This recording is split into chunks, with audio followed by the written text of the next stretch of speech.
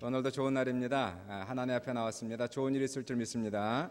서로 인사합시다. 당신을 사랑합니다. 축복합니다. 좋은 일 있을 줄 믿습니다.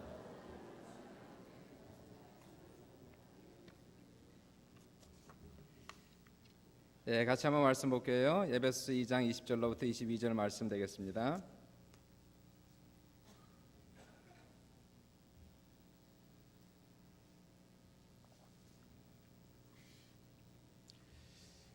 같이 합독하겠습니다. 시작.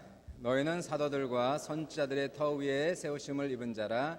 그리스도 예수께서 친히 모퉁이 돌이 되셨느니라. 그의 안에서 건물마다 서로 연결하여 주 안에서 성전이 되어가고, 너희도 성령 안에서 하나님이 거하실 처소가 되기 위하여 그리스도 예수 안에서 함께 지어져 가느니라. 오늘 제목은 교회는 하나님의 집이라는 제목입니다. 따라해 보세요. 교회는 하나님의 집. 한국에 약 6만 교회가 있고 북미에는 4,700교회가 있습니다. 그 중에 하나가 우리 수정교회가 됩니다. 하나님께서 교회를 세우시고 하나님의 일은 반드시 교회를 통해서 하나님의 나라를 세우시고 일하십니다. 교회라는 것은 하나님의 꿈이고 또 세상의 소원이기 때문에 교회가 반드시 잘 되고 복을 받아야 됩니다. 마치 나라가 잘 돼야 국민이 다 잘 되듯이 교회가 복을 받으면 교회에 있는 모든 성도들이 교회와 함께 그 모든 형통한 축복을 다 받기 때문에 그렇습니다. 교회는 먼저 중요한 것이 환경이 참 중요하죠. 교회를 먼저 들어오면 예배를 드릴 만큼 환경이 좀 차분해야 되고요, 청결해야 되고 마음의 안정이 있어야 예배를 드릴 기분이 납니다. 저는 교회가 그래서 다른 건 몰라도요, 교회가 뭐 크고 비싸고 이런 걸 떠나서 우선은 교회가 좀 청결해야 된다 그렇게 생각을 해요. 우선 좀 깨끗해야지. 교회를 들어왔는데 지저분하고 너저분하고 정신이 없고 이러면 우선은 예배를 드리는 예배자들의 마음이 혼란스러워서 예배가 은혜가 되지 않습니다. 우리 교회가 그래도 교회당 예배당이 참 아름답다는 얘기를 여러 번 들어서 참 감사하고요. 우리가 2003년도에 이사 왔는데 13년 지났죠. 그때 처음에 들어왔을 때보다 교회 환경이 훨씬 더 많이 좋아졌어요. 세월이 흘렀지만 건물이 낡은 것이 아니라 오히려 건물이 더 새로워지고 더 밝아지고 아름다워져서 너무나 감사합니다. 교회 강단을 꾸미신 많은 분들이 있었어요. 그래서 우리가 교회도 벽을 보면 벽돌로 아름답게 단장에 대해서 벽돌을 제공하신 분이 있고 또 공사하신 분이 있고 또 이렇게 아치로 이렇게 돼 있어서 아주 아름답게 이렇게 만들어졌고요. 칼라도 이렇게 넣고 너무 아름다워서 감사합니다. 또 강단 헌화하는 그런 분이 있어요. 벌써 이게 7년째 어떤 한 분이 매주마다 지금 헌화를 지금 하시는 거예요. 강단 헌화 계속 하고 있죠. 꽃 저거 누군가가 신경 써서 가끔 바꿔주고 있죠. 뒤에도 플랜트가 있어서 그렇지 않습니까? 또 교회가 청결해야 되니까 우선 나오는 사람이 교회가 들어오면 깨끗하다, 청결하다 기분이 있어야 되지 않습니까? 그래서 매주 토요일마다 누군가가 나와서 1층 전체를 다 청소합니다. 쓸고 닦고 밀고 그러한 섬기는 분이 있고요. 주중에 한밤중에 어떤 한 분이 나와서 아무도 없는 그 시간에 나와서 1층, 2층으로 또 보이지 않는 곳을 다니면서 청소하는 그런 분이 있어요. 하나님을 사랑하니까 다 하는 거죠. 옛날에 남자 화장실이 너무 더러워서 제가 참 그때 속상했어요. 너무 냄새가 나고 더럽고 이거 뭐 고쳐야 되는 돈도 많이 들고 그래서 말도 못하고 있는데 어떤 분들이 나서서 운동을 일으켜서 남자 화장실을 또 깨끗하게 공사를 다 하셔서 지금은 남자 화장실이 제일 좋은 곳이 되었습니다. 지하 2층은 우리 학생들의 예배처인데 뭐 가보지 않아서 모르지만 옛날에 참 어려웠어요. 들어왔는데 거기 우리 샘 전도사, 안나 전도사가 가서 아주 아이들 분위기 좋은 분위기로 만들어서 얼마나 깨끗해졌는지 몰라요. 나중에 한번 구경 가십시오. 근데 아직도 지하 2층에 화장실은 너무 더러워서 무시무시해서 애들이 가질 못해요. 그래서 아예 그냥 닫아놨어요. 언젠가 거기도 공사를 해야 되는데 공사할 날이 분명히 올 줄을 믿습니다. 2층을 내려가는 그 층계는 으시으시합니다. 그래서 저것도 언젠가는 불도 바꿔야 되고 페인트도 해야 되는데 이러한 마음을 가지고 있으면 언젠간 되더라고요. 하나님께서 때가 되니까 또 성도들의 마음 움직이셔서 헌금도 하게 하시고 봉사도 하게 하셔서 고치셔서 교회 환경을 좀 더 아름답게 꾸미는 그런 모습이 있어서 너무 감사하고요. 교회 바깥에 화단을 꾸미는 분이 있어서 또 꽃을 심고 청소하고 또 잔디도 가꾸는 그런 분이 있어서 이 동네에서 우리 잔디가 제일 좋습니다. 근데 아직도 저 디얼하이드가 우리 파킹장에 저쪽 가면은 한 100대를 세우는 파킹이 있는데 거기 잘 안 세우니까 모르죠. 거기 가면은 뭐 쓰레기가 너저분하고 조경이 안 돼 갖고 아주 정신이 하나도 없어요. 거기도 고쳐야 되는데, 그래서 지난번 운영위원회 때 올까지는 반드시 저 고쳐서 청소 다 하고 그리고 조경도 잘해서 우리 교회가 좀 깨끗하고 청결하게, 뭐 크고 뭐 웅장하고 이걸 떠나서 우선 교회가 오면은 좀 차분하고 안정되고 청결하고, 자, 이러한 분위기를 좀 만들어 달라고 제가 부탁을 해놨으니까 또 올 말까지는 아마 거기도 청소가 될 줄 믿습니다. 교회는 과연 무엇일까요? 교회는 오늘 22절 떴습니까? 22절 보시니까 너희도 성령 안에서 하나님의 거하실 처소가 되기 위하여 라고 써 있어요.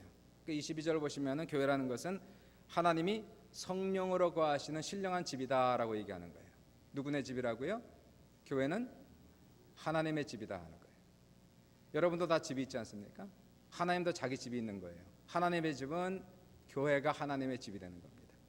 여기에 하나님이 사시고 거하시는 처소가 바로 이 교회이기 때문에 우리에게 교회 집이 중요하듯이 우리의 집이 제일 중요하지 않습니까? 마찬가지로 하나님의 가장 중요한 집은 하나님의 집이에요.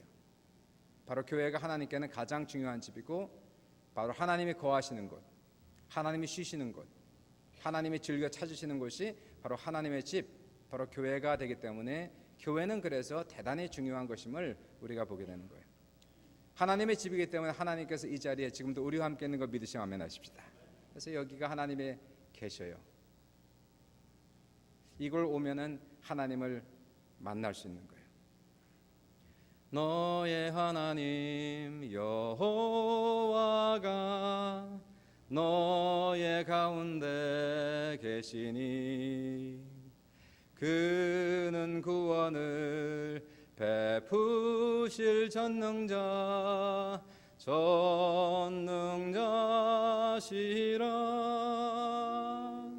그가 너로 인하여 기쁨을 이기지 못하시며 너를 잠잠히 사랑하시며 즐거이 부르며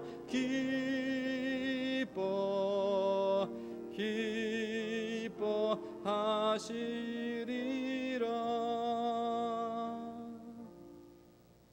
믿으시면 아멘 하십시다. 하나님이 우리 가운데 계시고 구원을 베푸실 전능자시고, 그가 너희로 말미암아 기쁨을 이기지 못하시고 잠잠히 너를 사랑하시고 너로 말미암아 즐거이 부르며 기뻐하시는 집이 교회라는 거예요. 바로 여기에 하나님이 계시기 때문에 하나님을 만나기 위해서는 어디로 가야 됩니까? 교회로 가야 되는 거예요. 교회를 나와야, 교회를 가야 하나님의 처소이기 때문에 바로 교회를 가야 하나님을 만나고, 하나님을 만나면 우리가 하나님으로부터 신령한 은혜와 축복을 받고 놀라운 체험을 하는 역사가 나타나는 거예요. 그러면 우리도 이제 교회가 환경이 좋아야 되듯이 하나님이 좋아하는 집, 하나님의 집도 환경이 좋아야 됩니다. 우리가 이 교회가 하나님의 집이면은 이 교회는 카스텀 메이커예요. 그래서 하나님의 취향에 맞게끔 교회를 지어드려야 되는 거예요. 내가 좋은 교회가 아니고 하나님이 지은 좋은 교회. 이게 내 집이 아니고 하나님의 집이니까 내가 좋아하는 교회가 아니라 하나님이 좋아하는 교회를 만들어야 돼요. 하나님이 좋아하는 환경은 뭘까? 하나님이 좋아하는 취향은 뭘까? 하나님이 좋아하시는 분위기는 뭘까? 거기에 따라서 하나님이 기뻐하시고 하나님이 복을 베푸시는 하나님의 놀라운 축복된 교회가 된다는 겁니다. 오늘 본문을 통하여 세 가지 하나님이 좋아하는 집을 한번 찾아봅니다. 첫 번째, 예수가 중심된 교회. 따라해보세요. 예수가 중심된 교회. 22절 보시니까, 20절 보시니까 올려보세요. 20절에 너희는 사도들과 선자들 터 위에 세우심을 입은 자라 그리스도 예수께서 친히 무엇이 되셨다고요? 모퉁이 돌이 되었다는 거예요. 예수 그리스도가 교회의 모퉁이 돌이 되었다. 이 모퉁이 돌이 잘 모르겠죠? 지금의 건축 공법과 사도 바울이 이 글을 썼을 때 건축 공법이 틀리겠죠. 그 당시에는 집을 이렇게 진 거예요. 먼저 제일 처음에 놓는 돌이 모퉁이 돌, 모퉁이에다가 주춧돌을 이렇게 놓는 겁니다. 거기다가 큰 돌을, 모퉁이 돌을 콱 박고, 그리고 나서는 양쪽으로 기초를 쌓아가는 거예요. 모퉁이 돌은 제일 처음 놓는 돌, 가장 큰 돌, 주춧돌, 그리고 그걸 중심으로 해서 기초를 쌓아가는 그러한 돌이 모퉁이 돌이 되는 거예요. 그러니까 모퉁이 돌을 중심으로 해서 모든 기초가 다 연결되어 있고, 기초 위에 바로 건물을 짓는 것을 지금 얘기하고 있으니까요. 이와 같이 하나님께서 거하시는, 하나님이 즐겨하는 집은 예수님이 모퉁이 돌 된 교회, 예수님이 처음 되신 교회, 예수님이 중심으로 모이는 교회, 그것이 하나님이 좋아하는 집이라는 것이. 사도 바울은 고린도전서 2장 2절에 그래서 말씀하시기를 내가 너희 중에서 예수 그리스도와 그의 십자가에 못 박히신 것 외에는 아무것도 알지 않기로 작정하였다라고 얘기해요. 교회는 예수가 중심돼야 돼요. 교회는 예수가 모퉁이 돌이 되어야 돼요. 교회는 모든 것을 100% 예수 이름으로 행해야 되는 거예요. 기도는 누구의 이름으로 합니까? 이 모든 말씀 누구의 이름으로 기도합니까? 예수 이름으로.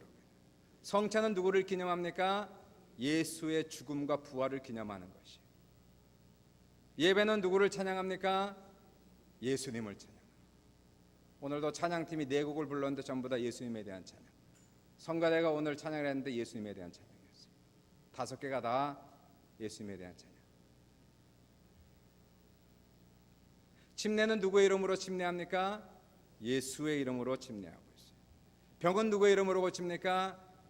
예수의 이름으로 고치는 거예요. 귀신은 누구의 이름으로 쫓아냅니까? 예수의 이름으로 쫓아내고 예수의 이름으로 명하노니 떠나갈지어다. 봉사는 누구의 이름으로 합니까? 예수의 이름으로 하는 거예요. 자랑은 누구를 자랑합니까? 예수를 자랑하는 거예요. 성령 충만은 누구 충만입니까? 예수 충만. 왜 예수의 이름으로 다 하고 예수가 영광을 받는 교회가 될까요? 하나님께서 그의 아들 예수 그리스도가 영광 받기를 원하는, 이게 아버지의 뜻이고 아버지의 소원은 무엇일까요? 그 아들이 홀로 영광 받기를 원하는 것이 아버지의 뜻이에요. 마치 우리가 자녀가 있는데 자녀가 잘 되길 바라듯이 하나님 아버지도 예수 그리스도가 이 세상에서 잘 되고 높아지고 영광 받고 높임 받기를 원하는 것이 하늘 아버지의 뜻이라는 것이에요. 더더욱 그 이유는 아버지의 명령을 따라서 하늘을 버리고 이 세상에 오시고 십자가에서 죽기까지 순종하셨기 때문에 하나님은 그 아들에게 모든 영광을 돌리시고 그리고 아들에게 모든 권세를 다 위임하셨어요. 사람을 살리고 죽이는 권세도 예수께 있고, 마지막 때에 우리가 죽어서 언젠간 다 하나님의 심판대에 올라가는데, 심판대에서 사람에게 한 사람은 영생으로 한 사람은 영벌로 돌리는 분도 누굴까요? 예수님이 하시는 거예요. 아버지가 아들에게 모든 권세를 위임하신 거예요. 그 이유는 바로 모든 사람들이 예수 그리스도를 존경하고 예수 그리스도를 두려워하고 예수를 사랑하고 모든 사람의 무릎이 예수 앞에 꿇게 되고 그분을 경외하도록 하기 위하여 하나님 아버지가 예수에게 모든 걸 주셨고 예수에게 모든 것을 위임하셨다는 사실이에요. 믿으시면 아멘. 모든 이름 위에 뛰어난 이름 예수는 주, 예수는 주. 모두 무릎 꿇고 경배를 드리세. 예수는 만유의 주님. 거기까지 쫙 잡았는데, 그죠?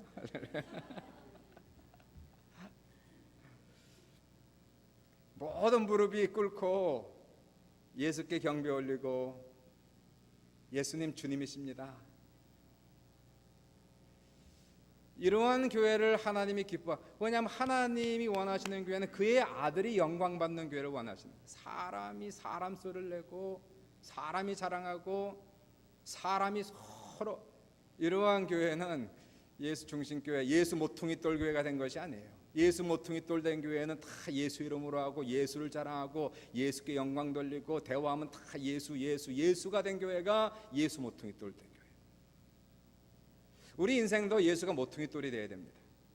그래서 인생 전체가 예수 중심으로 다 연결되어야 되는 것이에요. 어떤 사람은 신앙과 생활이 이원화된 사람이 있어요. 신앙은 교회에서, 생활은 별개로. 이러한 사람은 예수님 모퉁이들이 안 된 거예요. 예수님 모퉁이 돌 된 신앙은 신앙생활만 예수님께 연결된 것이 아니라 신앙생활을 중심으로 거기서부터 시작하여서 우리의 가정도 예수 중심으로, 우리의 사업도 예수 중심으로, 우리의 재정도 예수 중심으로, 모든 것이 예수 중심으로 된 사람이 바로 예수가 모퉁이 돌 된 신앙을 가지고 있는 사람인 것이에요. 주님은 이러한 사람을 기뻐하시고 이러한 사람을 찾으시는 것이에요. 사랑하는 여러분, 예수님이 여러분의 인생의 중심 되시고 모퉁이 돌 되시기를 주님의 이름으로 축원합니다. 예수님이 내 인생의 전부 되시고 중심 되셔서 모든 것을 주님 중심으로, 주님의 뜻을 따라 재정도, 관계도, 자녀 교육도 절대로 주님을 떠나서 아무것도 이루어지지 않게 하시고 오직 모든 일이 주님 안에서만 일어나게 하소서. 주님의 뜻대로 될 수 있도록 역사해 주옵소서. 이러한 신앙이 바로 주님이 원하시는 사람, 주님이 원하시는 교회, 그러한 성도들 되시고 그러한 교회 되시길 주님의 이름으로 축원합니다. 두 번째로 복음이 선포되고 체험되는 교회. 따라해 보세요. 복음이 선포되고 체험되는 교회. 20절을 보십시오. 너희는 사도들과 선지자들의 터 위에 세우심을 입은 자라. 모퉁이 돌이 생겼죠? 모퉁이에 큰 돌을 박았어요. 그리고는 터를 세우는 거예요. 터를 양쪽으로 만들어가는 겁니다. 근데 그 터가 뭡니까? 사도들과 선지자들의 가르침이다 라고 얘기하는 거예요. 재밌는 것은 예수님께서는 살아생전에 책 한 권 쓰지 아니하고 어록 하나 남기지 않으셨어요. 그래서 우리는 실질적으로 예수님 무슨 말씀하셨는지 우리는 모릅니다. 우리가 알고 듣는 것은 전부 다 누구를 통하여? 선지자들의 가르침을 통하여, 사도들의 가르침을 통해서 우리는 들은 거예요. 성경이라는 것은 예수님이 직접 쓰신 것이 아니고 예수님의 가르침을 받은 사도들이 예수님의 가르침 말씀들을 기억하면서 쓴 책이 성경책이에요. 예수님은 3년 동안 책 쓰는데, 어록을 남기는데 바쁘지 아니하시고 오로지 12명의 후계자를 훈련시키는 일에 최선을 다하셨어요. 나중에 주님께서 죽으시고 부활하시고 승천하신 이후에 제자들이 나가서 복음을 두고 쓰고 복음을 전하고 성경을 쓰고 기록에 남겨서 현재 우리가 가지고 있는 것은 사도들의 가르침이라는 거예요. 그래서 교회는 사도적 교회다라고 얘기하는 거예요. 그게 터가 되는 거예요. 사도들의 가르침, 이것이 터가 된 교회. 우리는 매주 사도신경을 외워요. 오늘도 사도신경을 크게 외웠어요. 전능하사 천지를 만드신 하나님 아버지를 내가 믿사오며 그 아들 예수 그리스도를 믿사오니. 이 사도신경이라고 하는 것은 사도들의 믿음을 요약한 복음의 골자가 사도신경이에요. 저는 사도신경을 고백할 때마다 종종 감동이 차오릅니다. 왜냐하면 우리는 다 틀릴지라도 믿음도 틀리고 성별도 틀리고 너무너무 성격도 틀려서 때로는 교회 안에 서로 다투기도 하고 싸우기도 하고 그러다가도 주일만 오면은 동일한 고백이 올라오고 있다는 거예요. 나는 이것을 믿습니다 할 때 똑같은 고백을 올리고 있는 것이 참 기적이다 라는 생각. 예수를 믿지 않는 사람도 다 외웁니다. 얼마나 감사한지 몰라요. 믿지 않아도 고백은 그대로 하고 있어요. 언젠가는 고백한 대로 될 줄 믿습니다. 나는 하나님을 아버지로 믿습니다. 나는 예수 그리스도의 죽음을 믿습니다. 부활을 믿습니다. 승천을 믿습니다. 주님의 재림을 믿습니다.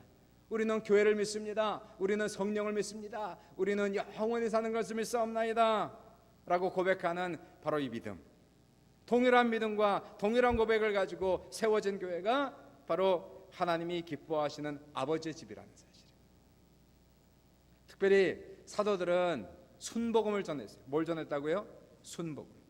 요즘엔 순복음이 있고 가짜 복음이 있어요. 요즘뿐만 아니라 옛날 시절에도 있어 사도 바울이 갈라디아서 말씀하시기를 복음을 떠나 다른 복음 떠나는 사람을 이상히 여긴다. 이상한 복음 따르는 사람을 이상히 여긴다. 진짜가 있고 가짜가 있단 말이에요. 교회 안에도 순복음을 전하는 사람이 있고 가짜 복음을 전하는 사람이 있다는 거예요. 교회가 하나님이 거하시는 집이 되기 위해서는 순복음을 전해야지, 복음을 전해야지. 이상한 복음을 전하고 다른 복음을 전하고 가짜 복음을 전하는 것은 하나님의 집이 아니란 말이에요. 사도들이 전한 순복음이라는 것은 과연 오중복음과 삼중축복을 얘기하는 거예요. 복음이라는 것은 좋은 굿뉴스, 예수 그리스도의 죽음과 부활을 얘기하는 굿뉴스, 베스트 뉴스. 더 이상 좋은 소식이 없어요. 예수가 죽으셨어요. 나를 위해서 십자가에서. 아니, 그분이 하나님의 아들 예수 그리스도가 이 세상에 오셔서 나의 모든 죄를 짊어지시고 죽으셨다가 3일 만에 부활하시고 승천하신 놀라운 소식. 이 예수를 믿으면 좋은 일이 생긴다는 것이 굿뉴스, 복음이란 말이에요. 무슨 좋은 일이 생길까요? 예수를 믿으면 죄사함을 받고 구원받는 좋은 소식이 있어요. 예수 믿으면 죄사함을 받고 구원을 받아요. 죄사함의 기쁨을 우리는 체험할 수, 아무리 큰 죄를 범했다 할지라도, 죄가 크고 죄책감에 눌리고 시달렸다 할지라도 예수 믿으면 이 모든 죄가 다 떨어진다는 거예요. 예수님이 가져간다는 사실이에요. 마치 죄 없는 사람처럼 하나님이 나를 취급하시고 나를 다루어 주시는 놀라우신 죄사함의 기쁨이 바로 우리에게 있고, 구원의 체험이 있으며 거듭난 놀라운 체험이 예수 믿는 사람들에게 있다는 것이. 저는 기도할 때에 환상을 봅니다. 수많은 거듭난 영혼들이 있어요. 수많은 거듭난 영혼들 이곳에 모여와서 기도하면 사람의 모양도 아니고 연기의 모양도 아닌데 영혼의 모양이에요. 영혼의 모양들이 너울너울거리면서 하나님 앞에 춤추며 찬양하는 모습이 환상으로 보여요. 하나님께서 바로 구원받은 영혼들, 거듭난 영혼들, 죄사함 받은 영혼들이 그 구원의 기쁨에 감격하며 죄사함의 기쁨에 감격하며 이 자리에 모여서 하나님을 두 손 높이 들고 찬양하는 그러한 모습이 교회의 모습이라는 것이. 저는 또 다른 환상을 봅니다. 여기서 예배를 드리는데 수많은 사람들이 밖에서 문을 열고 빼꼼히 구경하는 모습을 봐요. 바로 이곳에서 바로 성도들이 그러한 구원의 기쁨을 감사하며 눈물을 흘리며 간절히 하나님 앞에 예배드리는 모습이 있을 때에 구경하던 사람들이 몰려 들어오는 걸 보는 거예요. 바로 여기에 하나님께서 계시는 집, 우리가 구원받고 거듭나고 죄사함 받아서 그 기쁨의 감격에 찬양하는 놀라운 예배를 드릴 때에 정문이 활짝 열리고 수많은 영혼들이 이곳에 와서 함께 예배하는 아버지의 집이 되시기를 주님의 이름으로 축원합니다. 예수 믿으면 더 이상 우리가 죄에게 종노릇할 필요가 없는 거예요. 죄로부터 죄사함 받고 죄와 결별하여서 이제는 거룩하게 살아갈 수 있는 놀라운 은혜가 예수 믿는 사람에게 넘치시기를 주님의 이름으로 축원합니다. 두 번째로 예수 믿으면 성령 충만을 받는 거예요. 성령 충만은 예수 믿는 사람에게 주시는 하나님의 약속, 성령의 선물, 이것처럼 놀랍고 신기하고 신비로운 사건은 없는 거예요. 성령을 받으면 영계가 열리는 거예요. 사람은 눈으로 보이는 것만 믿는 겁니다. 그런데 성령을 받으면 과연 하나님 계시구나, 영계가 있는 거구나, 영적 세계가 과연 있긴 있구나. 성령을 받으면 방언을 말하고 예언을 말하며 꿈과 환상을 보게 되고 하늘문이 열리고 하나님의 음성을 듣는 놀라운 기적의 역사가 나타남으로 말미암아 더 이상 육의 사람이 아니고 영의 사람으로 변하는 체험이 성령 체험이라는 사실이에요. 성령 충만을 받으면 성령과 교통함으로 내 인격이 변하고 삶이 변하고 악한 사람도 착해지고 못된 사람도 아름다워지고 인상이 험악한 사람도 친절한 사람이 되는 놀라운 기적의 역사가 성령 충만 받는 거예요. 어제도 우리가 시니어 소풍 가서 그랬어요. 시니어 소풍 가서 그냥 놀다 왔으면 좋겠지만 그 정도로 끝난 것이 아니다. 제가 말씀을 전했어요. 우리 노인들도 성령 충만 받아야 됩니다. 나이가 80이 돼도 앞으로 20년 더 살아야 되니까 이러한 세월을 우리가 허송세월할 것이 아니라 이 20년을 또는 10년을 아니 5년이라 할지라도 이 세월을 우리가 허송세월할 것이 아니고 성령 충만 받고 능력 받고 권능 받고 은사 받아 남은 여생을 하나님께 영광 돌리고 이 사회에 기여하는 삶을 살아야 된다고. 하나님께서는 마지막 때 성령을 모든 육체에 부어주리니 말씀하 젊은 사람만 쓰는 것이 아니고 유능한 사람만 쓰는 것이 아니고 어린아이도 성령 받아 방언하고 예언하게 하시고 노인들도 방언 받고 성령 받고 능력 받고 은사 받고 예언하게 하심으로 말미암아 하나님께 쓰임 받는 기여하는 그러한 귀한 사람들하고 설교했더니 되게 좋아하시더라고. 특별히 100살까지 사시라니까 되게 좋아하시더라고. 할렐루야. 할렐루야. 할렐루야. 물론 노인들이 성령 받아 능력 받는다고 막 나가서 일할 수 있습니까? 그러나 노인은 노인대로 할 수 있는 사역이 있는 거예요. 어떤 분이 그러더라고요. 어린애 때는 기가 발바닥에 있어서 발발발발 다니고 10대 후반부터 20대 30대까지는 허리에 있어서 성욕이 충만하고 40대 50대가 되면 배에 있어서 배가 툭 튀어나오고 배 힘으로 살다가 힘 다 빠지면 기가 입으로 올라가서 그래도 입은 아직까지 말할 수 있는 기력이 있다는 거예요. 그러다가 기가 올라가서 빠지면 돌아가신다는 거예요. 밑에서부터 위로. 아직까지는 말할 수 있는 힘이 있어요. 성령을 받으면 뭘 한다고요? 방언을 하고 예언을 한단 말이에요. 꿈을 보고 환상을 본다는 얘기예요. 아직도 여기는 살아있다는 거예요. 그러므로 말미암아 우리 노인들도 성령 충만 받으시길 주의 이름으로 축원합니다. 노인들이 성령을 받고 아이들이 성령을 받아서 20대 30대 40대 놀고 먹는 그러한 청년들과 젊은이들에게 도전을 줘야 되는 거예요. 우리도 하는데 너희들은 뭐 하냐? 노인들이 하는데 아이들이 하는데 젊은이들은 그 힘과 능력을 가지고 뭐 하냐고 얘기하는 것이 하나님의 일이고 하나님의 뜻이라는 사실이에요. 믿으시길 주의 이름으로 축원합니다. 연약한 자를 들어서 강한 자를 부끄럽게 하시고 없는 자를 들어서 있는 자를 부끄럽게 하시고 무지한 자를 들어서 유식한 자들을 부끄럽게 하시는 그 하나님의 놀라운 역사가 나타나는 것이. 그러므로 젊은이고 노인이고 무지한 자고 유식한 자고 할 것 없이 우리는 전부 다 성령을 받고 능력을 받고 은사를 받고 예수 믿으면 이것이 약속인 것이에요. 믿기만 하면 성령을 받을 수 있어요. 능력을 받을 수 있어요. 하나님의 귀한 사명자가 될 수 있는 것이.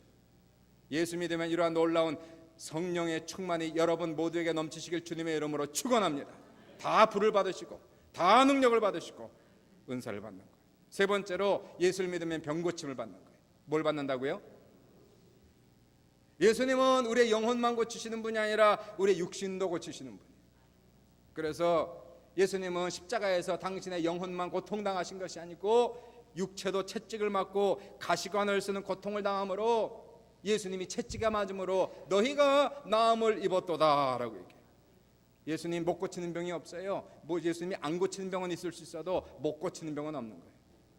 예수님 시대에 중풍병자도 간절병자도 왔고 소경도 왔고 귀머거리도 왔고 그리고 말 못한 사람도 왔고 태어나면서부터 발이 걷지 못한 사람도 왔고 한센병자도 왔는데 예수님이 한 번도 너무 어렵다, 이건 안 된다, 한 번도 없었어요.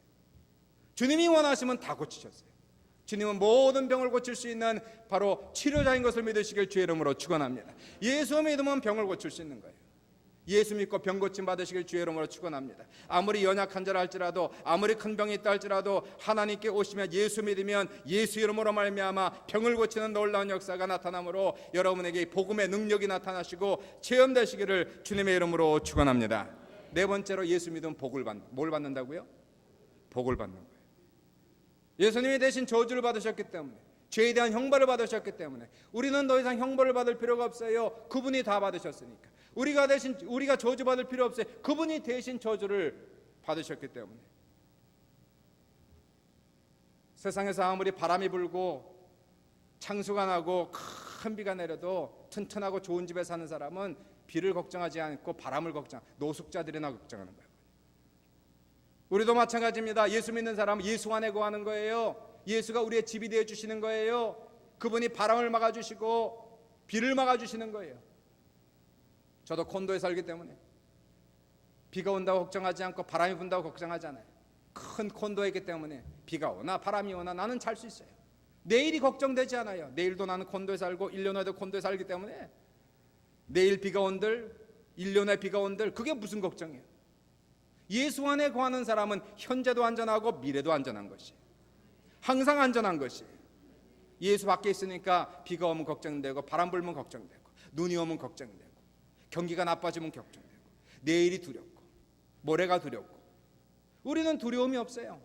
예수 안에 있기 때문에 그분이 다 막아주시기 때문에 그분이 우리의 날개가 되어주시기 때문에 사랑하는 여러분, 예수 안에 있으면 복을 받는 거예요. 복을 받았어요. 주님이 우리의 방패가 되어주세요. 우리의 집이 되어주세요. 하나님의 놀라운 기적의 역사가 예수 믿음으로 말미암아 안정되고 미래가 보장된 삶을 살아가시기를 주님의 이름으로 축원합니다. 다섯 번째로, 예수 믿으면 부활의 복을 받는 거예요. 이 자리에 있는 사람 아무리 건강해 다 죽어요. 100세를 넘어가는 사람이 0.1%입니다. 사람은 아무리 건강해 다 죽게 되어 있는 거예요. 늙으면 늙게 되어 있는 거예요. 세월은 막을 수가 없는 거예요. 아무리 아름다워도 쪼글쪼글해지는 거예요. 아무리 건강해도 약해지는 거예요. 무릎이 약해지고 여기저기가 고장나고 다 죽게 되어 있어요. 그러나 예수 믿는 사람은 죽어도 사는 거예요.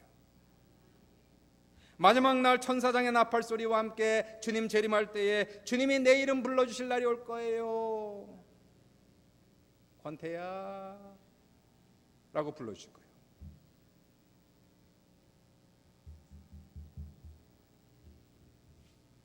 한 번도 주님이 내 이름을 영어로 부른 적이 없어요. 희한해요. 34년 됐는데 한 번도, 그것도 성도 안 부르고 그냥 권태라고만 그래요. 저 영어 잘하는데 영어를 한마디도 안 하세요. 꼭 한국말로만 하셔요. 그래서 그날도 주님 재림할 때 분명히 내 이름 부를 때 영어 이름 안 부를 줄 알아. 권태야 라고 부르는 그날이에요.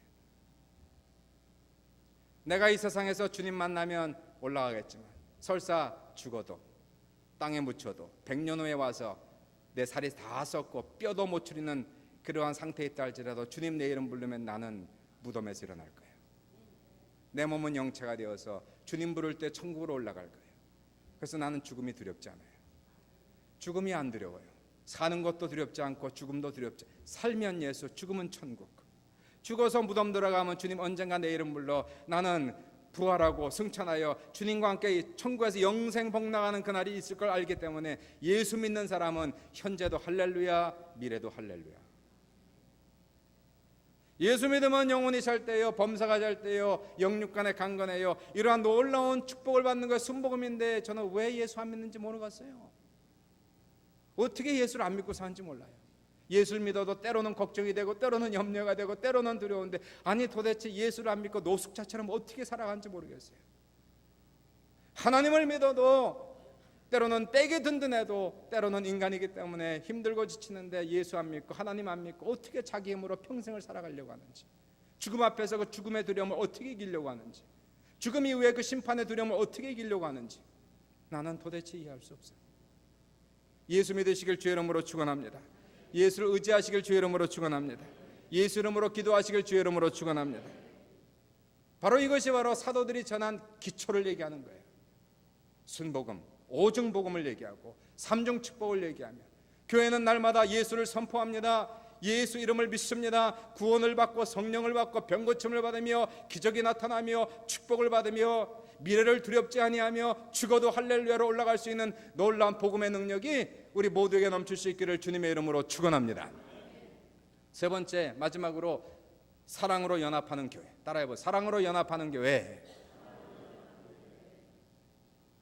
하나님이 사시는 집은 하나님이 좋아하시는 카스텀 메이커, 하나님의 취향은 사랑이 넘치는 교회. 21절을 보십시오. 21절의 단어를 보니까 서로 연결하. 22절 보십시오. 다음 절, 함께 지어져 가느니라. 서로 연결하여 함께 지어져 간다는 얘기예요. 모퉁이 대울이 세워졌어요. 큰 돌이 박혔어요. 이제 복음으로 기초를 놓았습니다. 예수라는 큰 모퉁이 돌을 받고 오중복음 삼중축복이라는 기초를 튼튼하게 세우고 그리고 나서 함께 연합하여 교회가 지어져 간단 말이에요. 서로 함께 연합하여. 교회는 하나님이 사랑하고 기뻐하는 교회는 성도들이 연결되고 연합하여 세워져 가는 교회를 얘기하는 거예요. 사랑이 넘치는 교회가 될 때에, 뜨겁게 예수 안에 서로 사랑할 때에 하나님이 기뻐하시고 하나님이 거하시고 하나님께서 발을 쭉 펴시고 그리고 쉬실 수 있는 교회, 하나님의 별장 같은 교회 되는 거예요. 하나님이 오셔도 하나님이 마음 졸이고 하나님이 걱정하는 교회 말고, 하나님이 오셔서 편안한 교회, 하나님의 집. 예수님께 사도들에게 명령을 주시기를 내가 새 계명을 너에게 주노니 너희가 서로 사랑하라. 내가 너희를 사랑한 것 같이 너희도 서로 사랑하라. 너희가 서로 사랑하면 이로써 모든 사람이 너희가 내 제자인 줄 알리라. 예수님의 참된 흔적, 예수님을 믿는 정말 거듭난 사람이다, 이 사람 정말 예수를 잘 믿는 사람이라는 가장 큰 흔적, 마크는 무엇일까? 열심히 봉사하는 모습, 신령하게 두 손 들고 찬양하는 모습보다도 더 확실한 흔적, 이것은 주님의 사랑으로 사랑을 실천하는 모습이 가장 큰 흔적이에요. 예수님이 가장 좋아하는 집은 뭘까요? 선교를 많이 하여 전 세계에 복음을 전하는 교회, 기도를 뜨겁게 많이 하는 교회보다도 더 중요한 하나님이 좋아하는 집은 주님의 사랑으로 뜨겁게 사랑하는 교회. 이 집이 하나님이 오셔서 쉬실 수 있는 교회, 놀다 갈 수 있는 교회, 다리를 쭉 펼 수 있는 교회. 가정도 마찬가지잖아요. 부모님이 가장 좋아하는 모습은 자녀들이 서로 사랑하며 결혼해도 나중에 서로 왕래하는 모습. 자녀들이 서로 다투고 관계를 끊고 산다면 그것처럼 불효가 어디 있어요? 그것처럼 부모의 마음을 아프게 하는 것이 어디 있어요? 교회도 마찬가지예요. 아버지를 기쁘게 하는 교회, 아버지를 기쁘게 하는 성도는 성교도 많이 하고 봉사도 많이 하고 예배도 잘 드려야 되지만 사랑이에요. 사랑. 이것 빼면 아무것도 없는 거예요. 교회는 사랑으로 서로 섬기고 용서, 관용하는 모습이 돼야 진짜 교회 모습으로 나타나는 거예요. 저는 가끔 이상한 두 종류의 사람을 봅니다. 하나는 자기 식구만 생각하고 외인에겐 전혀 관심 없는 이기적인 사람. 두 번째는 이율배반적인 사람. 밖에 나가면 호인인데 집에 오면 이상한 사람. 이율배반적인 인간들이에요. 밖에 나가면 칭찬을 집에 오면 아유 같이 살아보세요 이 사람. 그 이율배반적인 사람들이에요. 외인한텐 잘하고 집에 오면 못하는 거예요. 저는요 이러한 이상한 두 종류의 사람을 보면서 교회도 이상한 이기적인 내 교회 그리고 밖을 내다보지 못한 이기적인 교회가 있는 거예요. 이율배반적인 교회가 있는 거예요. 아유 불신자들에게는 간을 빼주는 사람들이 있어요. 간을 빼주고 전도하고 눈물 흘리고 기도하고 조건 없이 사랑하고 용납하고 전도하고 막상 교인 되고 식구 되면 사랑의 문턱이 많이 높아졌어요. 사랑의 조건이 많이 높아졌어요. 이 사람은 이래서 사랑하면 안 됩니다. 저 사람은 저래서 용서하기 원합니다. 외인은 사랑하고 식구는 사랑하지 못하는 것이 이율배반적인 신앙이라는 거예요. 그러므로 우리는 선교하기 전에 먼저 내 식구부터 사랑할 수 있기를 주의 이름으로 축원합니다. 선교는 내 가족이 선교 대상이에요. 사랑은 내 가족이 먼저 사랑의 대상이에요. 1차 대상이에요. 내 식구도 사랑하지 못하면서 남을 무슨 사랑한다고 그래요? 예루살렘부터 시작하여 유대와 땅끝까지 나가 선교하는 것이 올바른 순서이듯이 먼저 교회에서 하나님의 백성을 불쌍히 여기고 하나님의 자녀들끼리 서로 용서하고 관용하고 겸손으로 섬기는 바로 이러한 사랑을 가지고 이러한 뜨거운 모습을 가지고 나아가서 원수까지도 사랑하고 세계까지 나아가서 복음을 전하는 사람이 되는 거예요. 사랑은 사명이요. 하나님이 기뻐하시는 집을 지어드리겠다는 사명감을 가지고 사랑하는 것이지 무슨 내 생각을 가지고 뜻을 가지고 그거는 내가 좋아하는 집을 만드는 거예요. 하나님의 집이 하나님이 원하는 이게 하나님의 집이니까 하나님의 취향에 맞는 집을 만들어드리기 위해서는 사랑은 감정도 아니에요. 마치 건축가가 커스터머에게 어떠한 집을 지어드릴까요? 원하는 사람이 요구하는 대로 건축가가 지어드리듯이 우리는 하나님이 원하는 대로 그대로 지어드리는 거예요. 시편 133편 1절부터 3절 말씀하시기를 보라 형제가 연합하여 동거함이 어찌 그리 선하고 아름다운고 머리에 있는 보배로운 기름이 수염 곧 아론의 수염에 흘러서 그의 옷깃까지 내린갖고 헐몬의 이슬이 시온의 산들에 내린갖도다. 거기서 여호와께서 복을 명하신다니 곧 영생이로다. 형제가 서로 연합하여 사랑하는 곳에 여호와께서 하나님께서 기뻐하셔서 복을 명해 주시는 거예요. 하나님이 복을 명령하시니 영생의 놀라운 축복이 넘치는 귀한 역사가 넘치는 거예요. 교회는 사랑으로 뜨거워져야 돼요. 서로 사랑할 수 있는 교회 되어서 아버지가 기뻐하시는 우리 수정재단 될 수 있길 주의 이름으로 축원합니다. 결론을 내드릴게요. 교회는 하나님이 거하시는 아버지의 집이에요. 내 마음대로 집 짓는 거 아니고 아버지의 취향을 따라가는 거예요. 아버지가 좋아하는 집이 있어요. 그것은 예수님이 모퉁이 돌되는 교회, 예수님이 중심되어서 정말 모든 것이 다 예수 이름으로 되어지는 교회, 그리고 복음이 터가 되어서 오중복음과 삼중축복이 전파되고 성도들이 복음을 체험하는 교회. 이 기초 위에 마지막으로 교회 안에서 모든 성도들이 예수 사랑을 서로 간에 실천함으로 말미암아 이제 세워지는 교회. 이것이 바로 하나님이 카스텀 메이크를 해서 요구하시는 교회. 이렇게 집을 지어라. 내가 그 속에 거하겠다. 내가 거기서 살겠다. 내가 거기서 쉬겠다. 내가 거기에 평안을 주고 축복을 주겠다. 그런데 교회는요, 완성품은 없어요.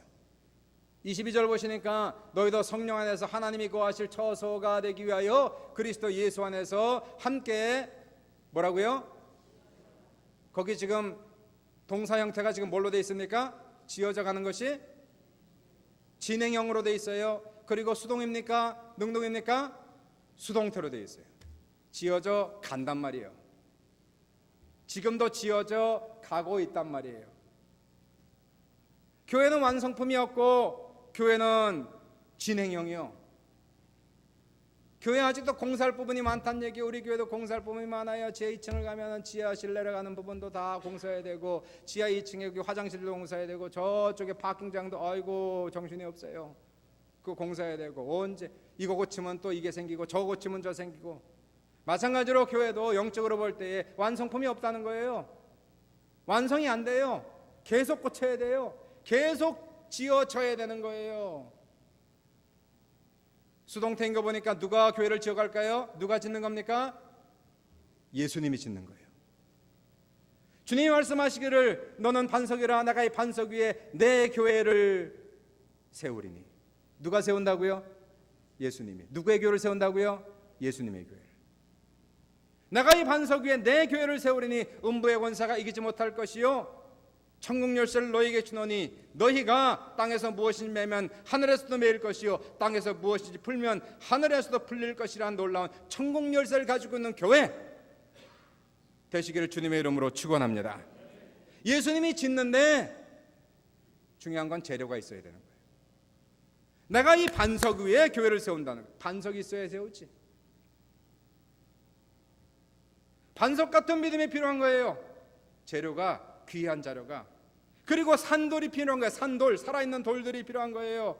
예수님께서 모퉁이 돌이 되시고 그리고 오중복음 삼중축복이 전파되는 기초가 놓이고 나서 이제 우리 모든 성도들이 귀중한 자료가 되어서 산돌이 되어서 반석이 되어서 예수님께서 이러한 재료를 가지고 오늘도 당신의 집을 지어가고 하나님이 거하실 신령한 집으로 예수님께서 지어가는 놀라운 역사가 나타나시길 주님의 이름으로 축원합니다. 그러므로 우리의 직업은 우리는 재료가 돼야 돼요. 주님 앞에 다 예수 믿고 거듭나시길 주의 이름으로 축원하고요. 예수님이 우리 인생의 모퉁이 돌이 되시길 주의 이름으로 축원드리고, 신앙과 가정 분리주의로 가지 마시고 신앙과 사업 분리주의로 가지 마시고, 아예 어떤 사람은 철칙이에요. 신앙과 사업은 분리다. 어떻게 신앙과 사업이 분리해요? 어떻게 신앙과 가정이 분리해요?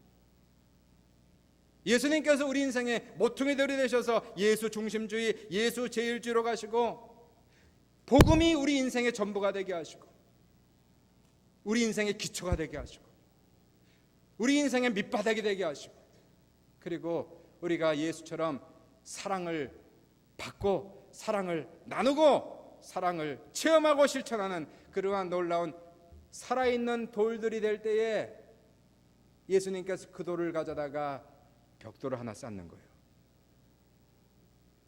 그리고 하나님이 거하실 신령한 집으로 지어져 가는 거예요. 주님은 그 돌 하나를 찾는 거예요. 오늘도 귀한 시간에 아버지의 집이 많이 공사됐으면 좋겠어요. 얼마나 공사가 된지 잘 모르겠어요. 주님만이 아세요. 우리 교회는 영원한 완성은 없겠죠. 천국 갈 때까지 이 교회가 존재하는 동안은 계속 지어져 가겠죠. 그러나 짓다가 허물지 말고 계속 지어져 갈 수 있기를.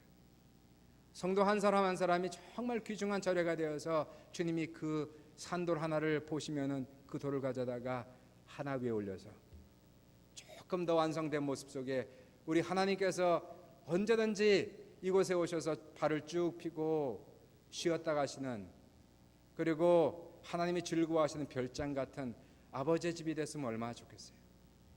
하나님께서 이러한 집으로 지어갈 수 있기를 주의 이름으로 축원드리고 예수 중심된 교회가 되게 하소서. 복음이 영원토록 전파되고 기초가 되는 교회가 되게 하소서. 이 교회에 예수 사랑 알고 예수 사랑 나누는 뜨거운 교회 될 수 있도록 역사해 주셔서 아버지 취향에 맞는 교회 되게 하시고 아버지가 축복하는 귀한 교회 될 수 있도록 우리 주님의 이름 받들어서 우리 수정교회와 여러 모든 성도들을 주님의 이름으로 축복합니다. 기도하겠습니다.